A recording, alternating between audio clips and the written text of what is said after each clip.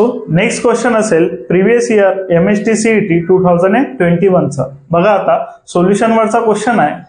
काय कॅल्क्युलेट करायला सांगितलंय बघा. Calculate the solubility of a gas. Means आपल्याला कॅल्क्युलेट करायचं आहे सोल्युबिलिटी. सोल्युबिलिटी इक्वल टू असेल question mark in H2O at 0.75 bar. आता बार मध्ये गिवन आहे तर प्रेशर असेल 0.75 बार.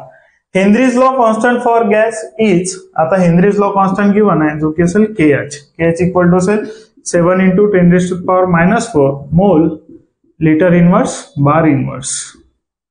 त्यानंतर बघा सोल्युबिलिटी कॅल्क्युलेट करायचा आहे. आता सोल्युबिलिटी कॅल्क्युलेट करायसाठी आपल्याकडे आहे हेनरीज लॉ. इथे आपण यूज करू हेनरीज लॉचा. हेनरीज लॉ काय म्हणतो, solubility is directly proportional to applied pressure. जितकं जास्त प्रेशर अप्लाय करत जाल तितकं जास्त काय असेल सोल्युबिलिटी असेल. हे आपल्याला माहित पडते हेनरीज लॉ वरून. आता प्रोपोर्शनॅलिटी साइन आहे कन्वर्ट करून घेऊ इक्वल टू मध्ये. सो आपण यूज करू प्रोपोर्शनॅलिटी कॉन्स्टंट जो की असेल KH. बघा आता KH ची व्हॅल्यू गिवन आहे 7 × 10⁻⁻⁴. त्यानंतर बघा प्रेशरची व्हॅल्यू सुद्धा गिवन आहे जी की असेल 0.75 बार.